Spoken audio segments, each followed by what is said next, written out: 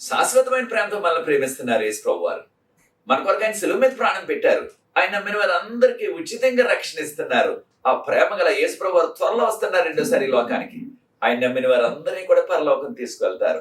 ఆ ప్రేమ గల యేసు ప్రభు నామం పేరిట మిమ్మల్ని అందరినీ కూడా మన కడవరి కాలం కార్యక్రమానికి ఆహ్వానిస్తున్నాను. ప్రియ సోదరి సోదరులారా, మనము గత 3 ఎపిసోడ్లో 10 ఆజ్ఞల ప్రాముఖ్యత అనే అంశాన్ని బైబిల్ గ్రంథం నుండి ధ్యానిస్తున్నాం. ఇది 4వ ఎపిసోడ్.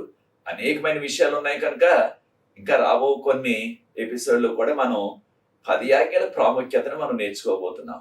ఇది ప్రాముఖ్యంగా దేవుడు ఏ రీతిగా 10 ఆజ్ఞలను 2 రాతి పలకల మీద రాసిచ్చారు, దానిని మోషే గారు దేని వల్ల విరగొట్టేశారు అనే విషయాన్ని మనం నేర్చుకోబోతున్నాం. ప్రార్థన చేసుకుని ఈ యొక్క 4వ ఎపిసోడ్ లో కొనసాగుదాం. ప్రార్థన. పరిశుద్ధ ప్రేమ గల మా తండ్రి, మీకు స్తుతులు స్తోత్రాలు వందనాలు చెల్లిస్తున్నాం. మమ్మల్ని, మా కుటుంబాన్ని, మా సంఘాలను మీరు ప్రేమించి 10 ఆజ్ఞల ప్రాముఖ్యతను ప్రభు మేము గుర్తించే కృపను అనుగ్రహిస్తున్నారు. మీ వాక్యం నుండి ఈ విషయాలు మేము ధ్యానిస్తున్నట్టు కానీ ప్రత్యేకమైన కృపాసన్నిధి మాతో ఉంచవలసిందని, మీ ఆశీర్వాదం మాకు దయచేయమని, ఎవరైతే ఈ పరిచర్యను ప్రోత్సహిస్తున్నారో, దీనికి సహకరిస్తున్నారో వారిని ప్రత్యేకంగా దీవించండి. ఈ లోతైన మర్మాలు తెలుసుకోవటానికి పరలోకపు జ్ఞానాన్ని మాకు ప్రసాదించి పరిశుద్ధాత్మతో మమ్మల్ని నింపమని, ఈ విషయాలు నేర్చుకుని దీని ద్వారా మీకు యోగ్యమైన కుమారులుగా కుమార్తెలుగా ఈ కడవరి కాలంలో జీవిస్తూ మీరు అక్కడ కొరకు సిద్ధపడే కృప దయచేయమని, దీన్ని వీక్షిస్తున్న ప్రతి వ్యక్తిని వారి కుటుంబాన్ని ఆశీర్వదించవలసిందని యేసు ప్రభు వారి పరిశుద్ధమైన నామమును బట్టి ప్రార్థిస్తున్నాను తండ్రి, ఆమేన్. ప్రియ సోదరి సోదరులారా, ఈ కార్యక్రమాలు లేమెన్ మినిస్ట్రీస్ ద్వారా మనకు అందించబడుచున్నవి. 10 ఆజ్ఞల ప్రాముఖ్యత 4వ ఎపిసోడ్. ప్రభువా చెప్పారు, ఇది ఈ 4వ వర్తమానం నిర్గమకాండం 24వ అధ్యాయం నుండి 31వ అధ్యాయం వరకు. ఈ యొక్క 4వ ఎపిసోడ్ నిర్గమకాండం 24వ అధ్యాయం నుండి నిర్గమకాండం 31వ అధ్యాయం వరకు ఉన్న వాక్య భాగాన్ని ప్రార్థన పూర్వకంగా చదవండి. ఆ విషయాలు క్లుప్తంగా మనం ఈ దినాన్ని నేర్చుకోబోతున్నాం. మోషే గారికి ప్రభు చెప్పారు, మోషే, నీవు మీ అన్నైన అహరోను, ఆయన 2 కుమారులు, తర్వాత 70 మంది ఎన్నుకొనబడిన ఇశ్రాయేలీ పెద్దలు, దాంతోపాటు ప్రతి గోత్రానికి ఉన్న ఆ యొక్క అధిపతులు, వారందరినీ కూడా నువ్వు తీసుకొచ్చి సీనాయి పర్వతం ప్రారంభంలో అక్కడ మీరు బలి అర్పణ చేయండి అన్నారు. దేవుడు చెప్పినట్లుగానే మోషే గారు తక్కిన వారందరూ కలిసి 12 బలిపీఠాలు కట్టి వాటి మీద 12 ఎద్దులను దేవునికి బలి అర్పణ చేశారు. ఒక్కొక్క బలిపీఠము ఒక్కొక్క గోత్రానికి సాదృశ్యం కనుక 12 గోత్రాలు 12 బలిపీఠాలు కట్టి 12 ఎద్దులను వారు బలి అర్పణ చేశారు. దానిలో నుంచి వచ్చిన రక్తాన్ని మోషే గారు ఒక పళ్ళెంలో కొంత తీసుకుని అక్కడున్న అందరూ అనగా 70 మంది పెద్దలు, అహరోన్ గారు, ఆయన కుమారులు, అక్కడ ఉన్న ప్రతి గోత్రం యొక్క పెద్ద, వారందరి మీద కూడా చిలకరించారు దాన్ని. ఈ విషయాన్ని మనం నిర్గమకాండం 24వ అధ్యాయం 8వ వచనంలో గమనిస్తున్నాం. అప్పుడు ప్రభు అన్నారు, మోషే, నీవు నీతో ఉన్న వీరందరూ కూడా పర్వతం మీదకి రండి. ఏ పర్వతం ఇది? సీనాయి పర్వతం. దీని మీదకి ఎక్కి రండి మీరందరూ కూడా, నేను మీకు ప్రత్యక్షం అవుతాను అని చెప్పారు ప్రభు. ఈ విషయాన్ని మనం నిర్గమకాండం 24వ అధ్యాయం 9వ వచనంలో గమనిస్తున్నాం. కనుక వీరందరూ కూడా ఆ సీనాయి పర్వతం మీదకి దేవుడు చెప్పినట్లుగానే ఎక్కి వెళ్ళారు. ఒక ప్రత్యేకమైన ఎన్నడూ జరగని అద్భుతం జరిగింది అక్కడ. అదేమిటంటే, వెళ్ళిన ఈ 70 మంది పెద్దలు, దేవుడు చెప్పింది ఏంటంటే, అహరోను ఆయన 2 కుమారులు 70 మంది వీరే రావాలా, ఒక్కొక్క గోత్రానికి ఉన్న ఆ పెద్దలను తీసుకురావద్దు, ఇంకెవరిని తీసుకురావద్దు అని చెప్పారు. అలాగే మోషే గారు చేశారు. కనుక వీరందరూ వెళ్ళినప్పుడు నిర్గమకాండం 24వ అధ్యాయం 10వ వచనం గమనించినట్లయితే ఎన్నడూ జరగని అద్భుతం ఇది. ఆదాము పాపం చేసిన తర్వాత, ఈ లోకంలో పాపం ప్రవేశించిన తర్వాత ఇక ఎప్పుడు జరగలేదు ఏ సంఘటన? దేవుడు తన్ను తాను మానవులకు ప్రత్యక్షపరుచుకున్నారు. నిర్గమకాండం 24వ అధ్యాయం 10వ వచనం గమనించినట్లయితే వారందరూ కూడా ఈ పర్వతం మీదకి వెళ్ళారు. వారు దేవుని చూచారు వారి కనులారా. ఆయన యొక్క పాదాల కింద ఆకాశం రంగులో, నీలి రంగు అంటున్నాం కదా, స్కై బ్లూ అంటున్నాం ఇంగ్లీష్ లో, ఆ యొక్క రీతిగా ఒక పెద్ద వేదిక ఉన్నది. దాని మీద నిలబడి ఉన్నారు ప్రభువారు. దానిని చూచి వారందరూ కూడా తన్మయత్వంలోకి వెళ్ళిపోయారు. అంటే అంత చూచారు వారు. ఇక ఎప్పుడు కూడా ఈ రీతిగా ప్రభువారు మానవులకు ప్రత్యక్షం అవ్వలేదు ఎప్పుడు కూడా ఆయన మహిమతో. నిర్గమకాండం 24:11 గమనించినట్లయితే అక్కడ వెళ్ళిన ఈ 70 మంది పెద్దలు, మోషే గారు, అహరోను గారు, ఆయన యొక్క 2 కుమారులు, వారందరూ కలిసి దేవుని సన్నిధిలో వారు ఆహారం తిని మంచినీరు త్రాగారని చెప్పబడ్డది. దీనికి ఆహారం తినటం, మంచినీరు త్రాగటం అంటే దేవునితో ఒక సహవాస విందు చేసినట్లుగా. దేవుడు తినలేదు, కానీ అక్కడికి వెళ్ళిన వారందరికి కూడా సహవాస విందు. అయితే ఈ ఆహారం వారికి ఎలాగొచ్చిందనే వివరాలు మనకు చెప్పబడలేదు. ఖచ్చితంగా వారు ఆహారం తిన్నారు, మంచినీరు త్రాగారు. అంతేగాని అది ఏ రకమైన మత్తు పానీయం, ద్రాక్ష రసం కానే కాదు. ఈ విషయాన్ని నిర్గమకాండం 24:11 గమనిస్తున్నాం.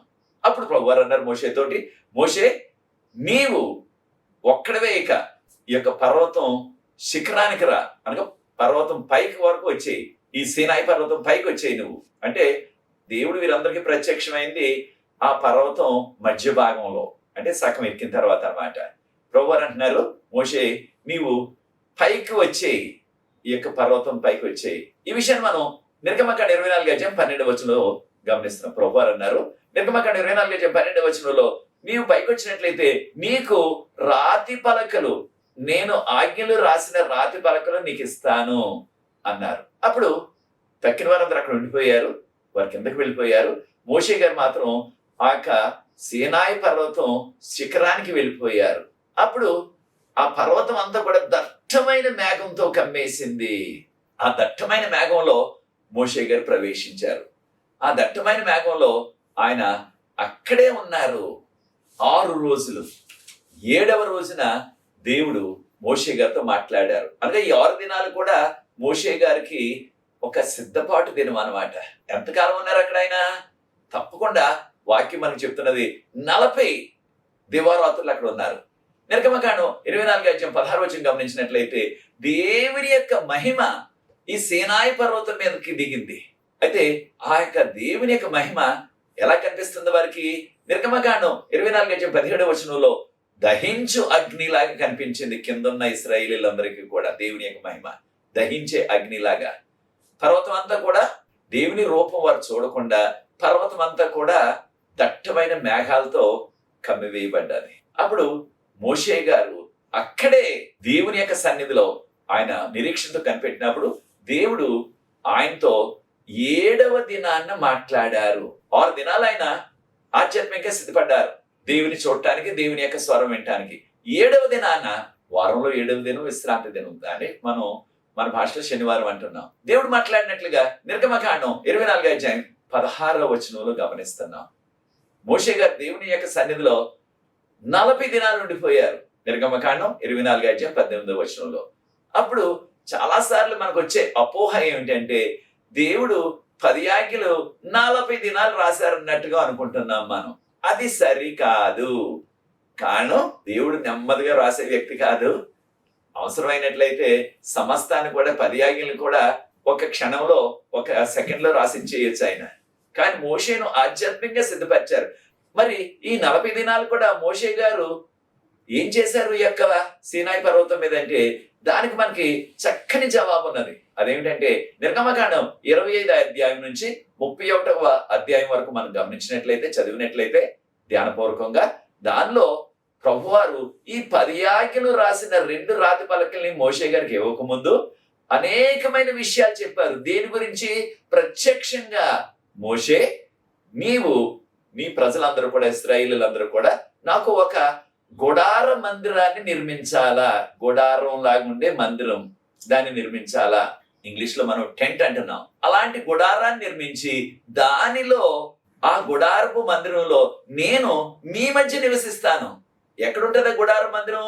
వీరందరి మధ్య, అంటే ఇశ్రాయేలీలందరూ కూడా ఉన్న ఆ మధ్యలో, సెంటర్ లో పెట్టమన్నారు ప్రభువారు. అక్కడ నేను మీ మధ్య నివసించినట్లు ఆ యొక్క మందిరాన్ని కట్టండి. మరి మీరు ఇంకా ప్రయాణంలో ఉన్నారు కనుక ఇంకా 40 సంవత్సరాల ప్రయాణం ఉన్నది కనుక ఆ మందిరము పర్మనెంట్ గా ఒక రాళ్లతోటో ఇటుకలతోటో కట్టినట్లయితే దాన్ని ఎక్కడికి కూడా తీసుకువెళ్ళలేం. కనుక ఒక గుడారం లాగా, ఒక టెంట్ లాగా చేసినట్లయితే ఎక్కడికి వెళ్ళినప్పటికీ దాన్ని మళ్ళీ ప్యాక్ చేసేసి చక్కగా కట్టేసి దాన్ని మోసుకు వెళ్ళవచ్చు. కనుకనే దాన్ని గుడారపు మందిరంగా చేయాలని ప్రభు చెప్పారు. ఈ విషయాన్ని నిర్గమకాండం 25 అధ్యాయం 8-9 వచనాల్లో మోషే, నేను మీ మధ్య నివసించినట్లు ఒక మందిరాన్ని మీరు నిర్మించాలా, ఆ మందిరానికి కావలసిన ప్రతి ఒక్క విషయాన్ని దేవుడు ఎంతో విపులంగా, ప్రతి చిన్న విషయం పెద్ద విషయం కూడా ఆ మందిరంలో ఎక్కడ పెట్టాలా, ఏం పెట్టాలా, ఏ పరికరాలు ఉండాలా, ఏ పాత్రలు ఉండాలా, ఏ లోహాలతో వాటిని చేయాలా, ఆ వివరాలన్నీ కూడా మోషే గారికి పోసగుచ్చినట్లుగా ఒకటి చెప్పుకొచ్చారు. 40 దినాలు పట్టింది దేవునికి మోషేకి ఇవన్నీ కూడా వివరించడానికి. కనుక ప్రియ సోదరి సోదరులారా, దేవుడు 40 దినాలు కూడా అక్కడ ఈ 10 ఆజ్ఞలు రాస్తూ లేరు. ఈ 40 దినాలు కూడా ముందు ఈ గుడారపు మందిరాన్ని ఏ రీతిగా నిర్మించాలా, దానిలో ఏ పరికరాలు ఉండాలా, ఏ వస్తువులు ఉండాలా, అవన్నీ కూడా వివరించి అప్పుడు దేవుడు 10 ఆజ్ఞలను మోషే గారికి ఆ 2 పలకలను కూడా అప్పగించారు. అయితే ఇక గుడారపు మందిరంలో ఏముండాలా, ఏ సరుకులు ఉండాలా, ఏమేం పెట్టాలి దానిలో అన్నది కూడా ప్రభువే చెప్పారు. అయితే మరొక విషయాన్ని కూడా మనం గమనించాలి. అదేమిటంటే, మోషే, నేను ఒక నమూనా చూపిస్తున్నాను నీకు. ఏ నమూనా? పరలోకపు ఆలయాన్ని, పరలోకపు మందిరాన్ని. ఆ నమూనా ప్రకారంగా, ఆ యొక్క మాదిరి ప్రకారంగా నీవు భూమి మీద ఒక గుడారపు మందిరాన్ని నిర్మించాలా అని దేవుడు మోషే గారికి పరలోకములో ఉన్న ఆలయం, పరలోకములో ఉన్న మందిరాన్ని ఆయన చూపించినట్లుగా నిర్గమకాండం 25 అధ్యాయం 9వ వచనములో గమనిస్తున్నాం మనం. చూచారా? అనగా దేవుడు ఆ పరలోకంలో ఉన్న మందిరాన్ని చూపించారు ఆయనకి దర్శనంలో. ఆయన దాన్ని చూచారు కళ్ళారా. అప్పుడు చూచిన తర్వాత ఈ రీతిగా కట్టాలి నీవు. అయితే అది గుడారం మందిరం అని ప్రభు చెప్పారు. ఏమేమి ఉండాలి దానిలో అన్నారు? మొదటిది మందసపు పెట్టి, అనగా 10 ఆజ్ఞలు పెట్టిన పెట్టి. దేవుడు రాసిచ్చారు కదా 10 ఆజ్ఞలు, వాటన్నిటి కూడా ఆ పెట్టిలో పెట్టాలా. దాన్ని మనం మందసపు పెట్టి అంటున్నాం, మందసం అంటున్నాం. ఇంగ్లీష్లో ఆర్క్ అన్నారు. అయితే దాన్ని ఎలా చేయాలా, ఎంత ఎత్తు ఉండాలా, ఎంత పొడవు ఉండాలా, ఎంత వెడల్పు ఉండాలా, ఆ యొక్క మందసం పెట్టి ఏ చెక్కతో చేయాలా, ఆ వివరాలన్నీ కూడా ప్రభు చెప్పారు. ప్రతి చిన్న విషయాన్ని కూడా వివరించారు.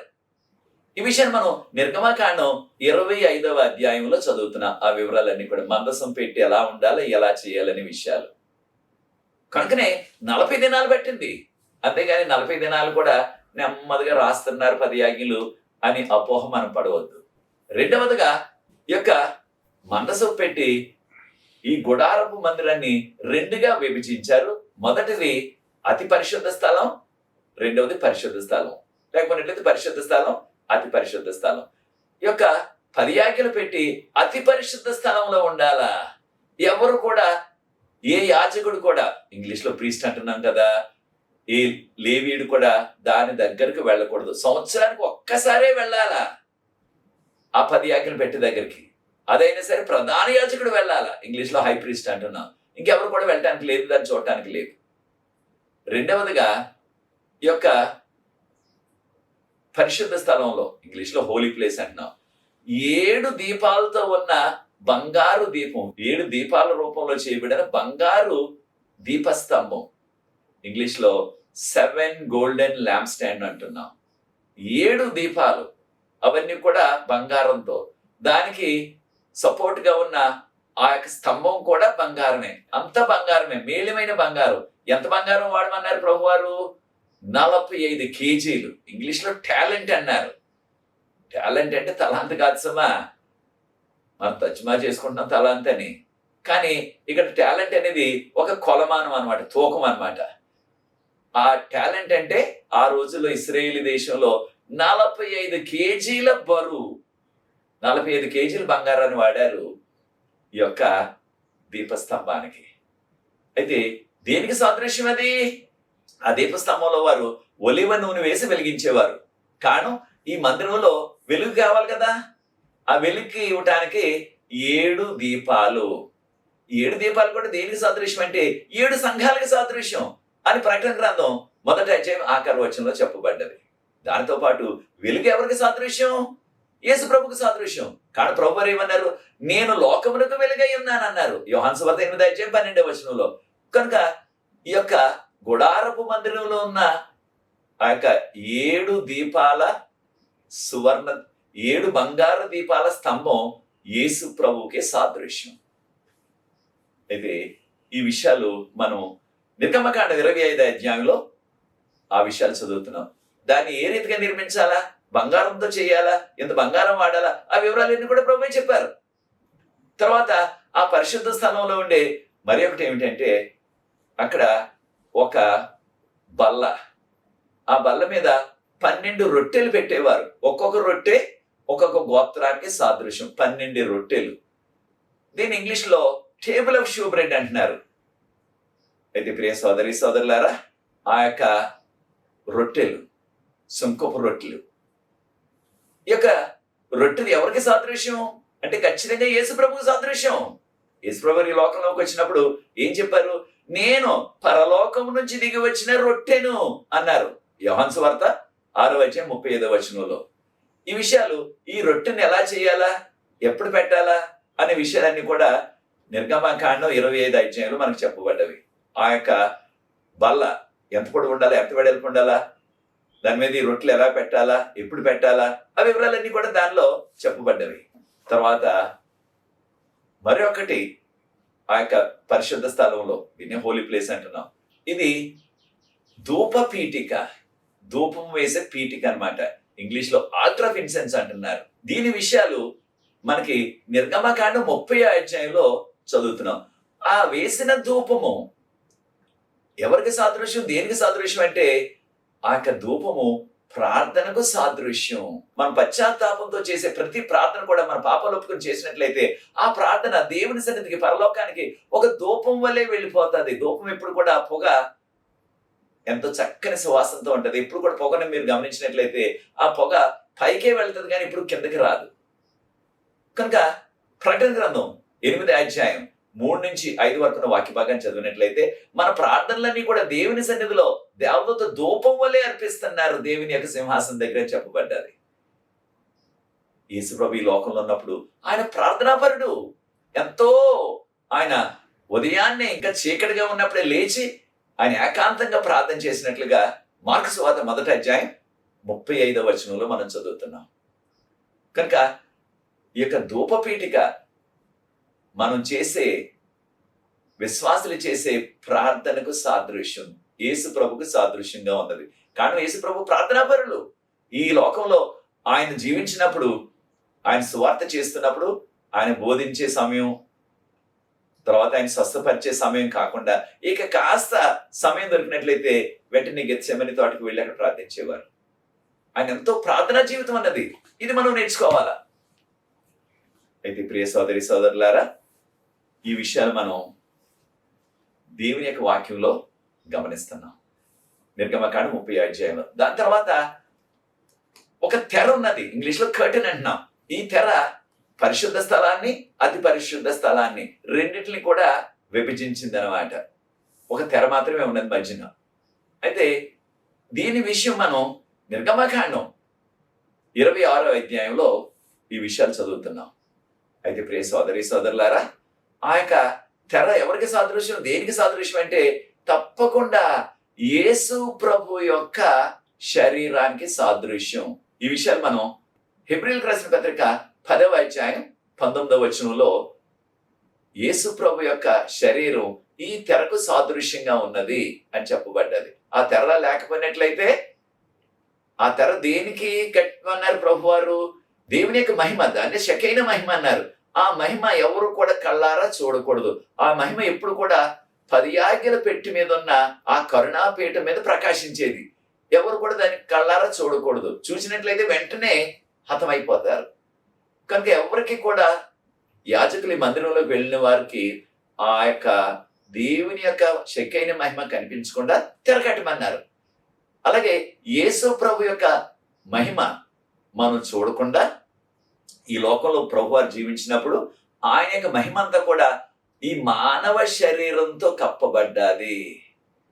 కనుక ప్రజలు అనుకుంటున్నారు సామాన్య మానవుడే అనుకుంటున్నారు, కానీ లోన ఆయన దేవాతి దేవుడు. కనుక ఈ విషయాలు మనకి నిర్గమకాండం 26 అధ్యాయంలో మనం గమనిస్తున్నాం. తర్వాత ఈ మందిరానికి బయటకు వచ్చిన తర్వాత ఈ మందిరానికి వెలుపలికి వచ్చేస్తే ఆ మందిరం వెలుపల అక్కడ బలి అర్పణ చేసే బలి అర్పణ యొక్క పీఠిక ఉన్నదన్నమాట. బలి అర్పణ ఇంగ్లీష్ లో ఆల్టర్ ఆఫ్ బర్ంట్ ఆఫరింగ్ అంటున్నారు, అనగా బలి అర్పణ చేసే ఆ పీఠిక. ఎవరైతే సరే పాపి తన పాపాలు పరిహారం అవ్వాలని ఒక గొర్రె పిల్లను తీసుకొచ్చినప్పుడు అక్కడ దానిని అర్పించి దాన్ని దేవుని యొక్క సన్నిధిలో దాన్ని అక్కడ దహించేవారు. కనుక దీన్ని ఆల్టర్ ఆఫ్ బర్ంట్ ఆఫరింగ్ అన్నారు, అనగా దహన బలిపీఠము. ఇది దహన బలిపీఠము. అయితే ఈ విషయాలు మనం నిర్గమకాండం 27వ అధ్యాయంలో గమనిస్తున్నాం. అదే రీతిగా ప్రియ సోదరి సోదరులారా, అక్కడ పనిచేసే యాజకులందరూ కూడా లోనికి వెళ్ళినప్పుడు, మందిరంలోనికి బయటకు వచ్చినప్పుడు కూడా వారి పాదాలు వారి చేతులు కడుక్కోవాలి. దాని కొరకు అక్కడ ఒక గంగాళాన్ని పెట్టారు, అంటే నీటితో నింపడానికి ఒక గంగాళాన్ని పెట్టారు. అది ఇత్తడితో చేసింది, ఇంగ్లీష్ లో లేవర్ అన్నారు. దీని విషయం మనం నిర్గమకాండం 30 అధ్యాయంలో చదువుతున్నాం. వారి చేతులు కడుక్కుని వెళ్ళాలా, అనగా మన పాపాలన్నీ కూడా పరిహారం అవ్వాలంటే యేసు ప్రభు రక్తంలో మనం కడగబడాలా. దానికి కూడా ఒక ద్వారం ఉన్నది, అనగా మందిరంలో ప్రవేశించడానికి ఒక ద్వారం. ఇంగ్లీష్ లో డోర్ అంటున్నాం కదా. అయితే ఈ యొక్క విషయాలు మనం నిర్గమకాండం 26 అధ్యాయంలో చదువుతున్నాం. ఆ యొక్క ద్వారం, దానికి ఏ విధమైన చెక్కతో తలుపు కాదు, ఒక వస్త్రంతో ఒక కర్టెన్ లా పెట్టారు అన్నమాట తెర. తర్వాత ఆ యొక్క గుడారపు మందిరం చుట్టూ కూడా ఉన్న ఆవరణ, ఇంగ్లీష్ లో కోర్ట్యార్డ్ అన్నారు, ఆవరణ. అయితే ఈ యొక్క ఆవరణ గురించి మనం చుట్టూ ఉన్న ఆవరణ అనమాట, ఇక మందిరానికి చుట్టూ ఉన్న ఖాళీ స్థలం. ఈ విషయాన్ని మనం నిర్గమకాండం 27వ అధ్యాయంలో మనం గమనిస్తున్నాం. అయితే ప్రియ సోదరి సోదరులారా, ఈ యొక్క ఆవరణ అంతా కూడా తెల్లని వస్త్రం, దీన్నే సన్నని నార వస్త్రం అన్నారు, ఇంగ్లీష్ లో లెనిన్ క్లాత్ అన్నారు. అలాంటి తెల్లని వస్త్రంతో దాన్ని ఒక ప్రహారీలాగా లేదా ఒక గోడలాగా కట్టమని ప్రభు ఆదేశించారు. నిర్గమకాండం 27 అధ్యాయంలో వివరాలు చదువుతున్నాం. మనం ఈ రోజుల్లో కూడా మనం ఎక్కడైనా పార్టీ పెట్టుకున్నట్లయితే, బహిరంగం ఉన్నట్లయితే చుట్టూ కూడా దానికి ఒక క్లాత్ తోటి కట్టేస్తున్నారు, అలాగనమాట. తర్వాత ఈ యొక్క మందిరం దగ్గరికి రావడానికి ఒకే ఒక గేటు, ఆ గేటు ఏకంగా 20 మూరలు, అంటే 30 అడుగులు వెడల్పు, ఏకంగా అంటే 9 మీటర్ల వెడల్పు. దీనికి ఈ మందిరం దగ్గరికి రావడానికి ఒక గేటు, అది కూడా ఒక వస్త్రంతోనే కట్టాల. ఈ విషయాన్ని మనం గమనించాల. ఈ యొక్క విషయాలు మనకి నిర్గమకాండం 27వ అధ్యాయంలో చెప్పబడ్డవి. అయితే ఒక విషయాన్ని మనం గమనించాల, మందిరం దగ్గరికి రావాలన్నా ప్రజలందరూ కూడా ఒకే గేటు, అలాగే మందిరం లోనకు వెళ్ళడానికి యాజకులకు ఒకే ద్వారం. ఎవరు సూచిస్తుంది? యేసు ప్రభుని. కారణం యేసు ప్రభు ద్వారా మాత్రమే మనకి రక్షణ, ఆయనే పరలోకానికి మనకి ద్వారం అని యోహాను సువార్త 10వ అధ్యాయంలో 5 నుంచి 10 వరకు వాక్య భాగంలో మనం చదువుతున్నాం. కనుక ప్రియ సోదరి సోదరులారా, ఈ విషయాలన్నీ కూడా మోషే గారు 40 దినాలు ప్రభు చెప్తా ఉన్నారు, ఆయన విన్నారు ఈ విషయాలన్నీ కూడా. కనుక 40 దివారాత్రులు మోషే గారు ఏమి కూడా ఆహారం తినలేదు, మంచినీరు త్రాగలేదు. అంటే 40 దినాలు ఉపవాసంతో దేవుని యొక్క మహిమను చూస్తూ, దేవుని యొక్క మాటలు వింటూ, దేవుడిచ్చిన ఆ యొక్క వివరణ అంతా కూడా, ఏ వివరణ? ఈ మందిరం ఎలా కట్టాలన్నది మోషే గారు ఇవన్నీ కూడా విన్నారు, అవన్నీ కూడా. ఇది ప్రియ సోదరి సోదరులారా, ఈ యొక్క గుడారపు మందిరం ఏ సరుకులు ఎక్కడ ఉండాలా, ఎలా కట్టాలా, ఆ విషయాలను కూడా ప్రభు బోధించారు. మోషే గారు అవన్నీ కూడా విన్నారు. ఇవన్నీ అయిపోయిన తర్వాత అప్పుడు ప్రభువారు మోషేకు ఆయన సొంత చేతితో రాసిన 2 రాతి పలకలను మోషే గారు చేతికి ఇచ్చారు. మోషే గారు ఆ 2 రాతి పలకలను కూడా తీసుకున్నారు. అయితే దేవుడు రాతి పలకల మీద ఎందుకు రాశారు? ఆ దినాల్లో పెద్ద పెద్ద చర్మాలు, ఇంగ్లీష్ లో మనం స్కిన్ అని లేదా లెదర్ అని అంటున్నాం, వాటి మీద రాసేవారు. మరి దేవుడు ఆ విధంగా రాయకుండా రాతి మీద ఎందుకు రాశారు? దాంతో పాటు ఆ దినాల్లో ఎక్కువ మంది పెద్ద పెద్ద ఆకుల మీద రాసేవారు. కానీ ఆ రోజుల్లో ఇంకా కాగితాలు లేవు కనుక. అయితే దేవుడు ఆకుల మీద రాయకుండా లేదా చర్మం మీద రాయకుండా రాతి మీద ఎందుకు రాశారు అంటే, ఖచ్చితంగా దేవుని యొక్క ప్రణాళిక ఏమిటంటే, ఏదైనా సరే రాతి మీద రాసినట్లయితే, దాన్ని చెక్కినట్లయితే రాతి మీద, ఒట్టేదో ఒక మసిబొగ్గుతోటో దీంతో రాయటం కాదు సమా, ఆ రాతి మీద చెక్కినట్లయితే అది ఇక కలకాలం నిలిచిపోతుంది. రాతి మీద ఉన్నది కొట్టుకుపోదు, ఇక ఆ రాయి విరిగిపోదు. ఆ రాయి ఆ చర్మం లాగా, లేదా ఇంగ్లీష్లో లెదర్ లాగా, ఒక పెద్ద పెద్ద ఆకులాగా, ఇంగ్లీష్లో లీఫ్ లాగా అది విరిగిపోదు కదా. రాయి అన్నది కలకాలం ఉంటది. కనుకనే దేవుడు రాతి మీద రాసిచ్చాడు. కారణం, రాతి మీద రాసిచ్చారు మోషే గారికి 10 ఆజ్ఞలు. దేనికి? ఇవి కలకాలం ఉండాలని, అందరికీ కూడా తెలియాలని దేవుడు రాసిచ్చారు. దాంతోపాటు ఈ విషయాన్ని మనం నిర్గమకాండం 31వ అధ్యాయం 18వ వచనంలో దేవుడు ఇవన్నీ కూడా చెప్పిన తర్వాత మోషే గారికి ఈ గుడారాన్ని ఎలా నిర్మించాలి, ఏ సరుకులు ఎక్కడ పెట్టాలని చెప్పిన తర్వాత అప్పుడు ఆయన రాసిన ఆ 2 రాతి పలకలు మోషే గారి చేతికి ఇచ్చారు. అయితే ప్రియ సోదరి సోదరులారా, నిర్గమకాండం 31వ అధ్యాయం 18వ వచనంలో దేవుడు తన సొంత వ్రేలితో రాశారు అని చెప్పబడ్డాది. అయితే మరొక విషయాన్ని కూడా మనం గమనించాలా. అయితే ఈ 2 రాతి పలకలు కూడా ఎవరు సిద్ధం చేశారు? మోషే గారు తీసుకెళ్లారు ఆ పర్వతం మీద కంటే? కానే కాదు. నిర్గమకాండం 32వ అధ్యాయం 16వ వచనంలో దేవుడే ఆ 2 రాతి పలకలను కూడా తయారు చేశారని, దేవుడే రాసిచ్చారని మనం నిర్గమకాండం 32వ అధ్యాయం 16వ వచనంలో చదువుతున్నాం. అనగా దేవుడు మొదటి రాసిన ఆ యొక్క 10 ఆజ్ఞలు ఆ 2 రాతి పలకల మీద దేవుడే ఆ రాతి పలకలను ఇచ్చారు. దాంతో పాటు దేవుడు ఎవరి భాషలో రాయించారు? దేవుని భాష కాదు, దేవదూతల భాష కాదు, ఇశ్రాయేలులు మాతృభాష, దాన్ని హిబ్రూ భాష అంటున్నాం. దానిలోనే రాసిచ్చారు దేవుడు. కారణం, దేవుని యొక్క ఆజ్ఞలు, దేవుని యొక్క విధానాలు అందరికీ తెలియాలని. అయితే మనందరికీ తెలిసిన రీతిగా బైబిల్లో ఉన్న విషయాలన్నీ కూడా ప్రవక్తల చేత రాయించారు. 10 ఆజ్ఞలు మాత్రం ఆయన సొంతగా రాసిచ్చారు. దేనివల్ల? ఇవి చాలా ప్రాముఖ్యమైనవి కనుక ఆయన సొంతగా రాసిచ్చారు. అయితే చాలా విచారం ఏంటంటే, ఈ దినాల్లో 10 ఆజ్ఞలను పక్కన పెట్టేశారు విశ్వాసులు. 10 ఆజ్ఞలు పట్టించుకోవట్లేదు. చాలా మంది వాదించేది 10 ఆజ్ఞలు దేవుడు కొట్టేశాడు, వాటితో మనకు పని లేదు అనేవారు చాలా మంది ఉంటున్నారు. అది సరికాదు ప్రియ దేవుని బిడ్డలారా. దేవుడు ఆయన సొంత చేత్తో రాసిచ్చారు. యేసుప్రభువారు ఏమన్నారు ఈ లోకంలో జీవించినప్పుడు? నన్ను ప్రేమించేవారు నా ఆజ్ఞలను గైకొనాలా అన్నారు. యోహాను సువార్త 14:15 వచనం. నన్ను ప్రేమించేవారు నా ఆజ్ఞలు గైకొనాలన్నారు. కనుక ప్రియ సోదరి సోదరులారా, ఈ 10 ఆజ్ఞల యొక్క ప్రాముఖ్యతను గమనించి మనము దేవుడు చెప్పిన యొక్క 10 ఆజ్ఞలు ఎక్కడున్నవి, ఎక్కడ రాయబడ్డవి? ఇవి ప్రస్తుతం ఆ యొక్క 2 రాతి పలకలు కూడా మనకి అందుబాటులో లేవు. దేవుడు తన సొంత చేతితో రాసిన 2 రాతి పలకలు మనకు అందుబాటులో లేవు ఇప్పుడు. అవి ఏమయ్యాయో రాబోయే ఎపిసోడ్లో నేర్చుకుందాం. కానీ దేవుడు రాసిచ్చిన ఆ 10 ఆజ్ఞలు కూడా నిర్గమకాండం 20వ అధ్యాయం 1 నుంచి 17 వరకు ఉన్న వాక్య భాగంలో మనం చదువుతున్నాం.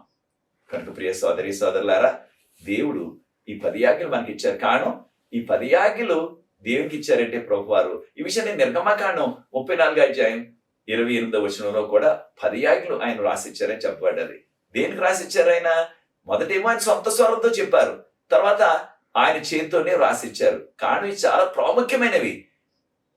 వీటిని నేర్చుకోవటం ద్వారా నిర్గమకాండం 20వ అధ్యాయం 20వ వచనంలో మనం పాపం చేయకుండా ఉంటామని, మనం దేవుని యొక్క బిడ్డలుగా పరిశుద్ధులుగా జీవించాలని దేవుని యొక్క కోరిక.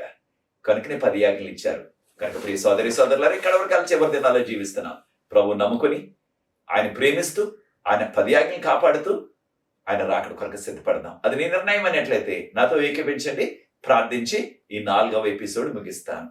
పరిశుద్ధ ప్రేమగల మా తండ్రి, మీకు స్తుతులు స్తోత్రాలు వందనాలు చెల్లిస్తున్నాం. మమ్మల్ని, మా కుటుంబాన్ని, మా సంఘాలను మీరు ప్రేమించి 10 ఆజ్ఞలు ఏ రీతిగా మీరు రాసిచ్చారో, ఆ 10 ఆజ్ఞలు ఇచ్చిన 40 దినాల్లో ఆ గుడారపు మందిరాన్ని ఏ రీతిగా నిర్మించమన్నారో ఆ వివరాలన్నీ కూడా నేర్చుకున్నాం. ప్రభువా, మీకు యోగ్యమైన కుమారులుగా కుమార్తెలుగా జీవించడానికి కృప దయచేయమని, పరిచర్య ముందు కొనసాగడానికి ఎవరైతే సహకరిస్తున్నారో ప్రతి వారిని ప్రత్యేకంగా ఆశీర్వదించవలసిందని యేసు ప్రభువారి పరిశుద్ధమైన నామమును బట్టి ప్రార్థిస్తున్నాను తండ్రి, ఆమేన్. ప్రియ సోదరి సోదరులారా, వచ్చే ఎపిసోడ్లో కూడా మరికొన్ని విషయాలు నేర్చుకుందాం. 10 ఆజ్ఞల ప్రాముఖ్యత. ప్రభు మిమ్మల్ని ప్రేరేపించినట్లయితే పరిచర్య ముందు కొనసాగడానికి మీరు కూడా సహకరించిన తెర మీద వచ్చే నంబర్కు నన్ను సంప్రదించినట్లయితే వివరాలు మీకు అందిస్తాం. మీరు కూడా పరిచర్యలు పాలుభాగస్తులు అవ్వండి, సహకరించండి. మీకు ఎటువంటి ప్రార్థన అవసరం ఉన్నప్పటికీ నాతో పంచుకోండి. తెర మీద వచ్చే నంబర్కు మీ కొరకు ప్రార్థిస్తాం. మనకు ప్రార్థన బృందం ఉన్నది, అనేక జవాబులు ప్రవహిస్తున్నారు. ఆ యొక్క విజ్ఞాపన ప్రార్థనల ద్వారా ఈ అవకాశాన్ని మీరు కూడా సద్వినియోగం చేసుకోండి. ప్రభు మిమ్మల్ని దీవించగాక. వచ్చే ఎపిసోడ్లో 5 ఎపిసోడ్లు మరలా కలుసుకుందాం. God bless you.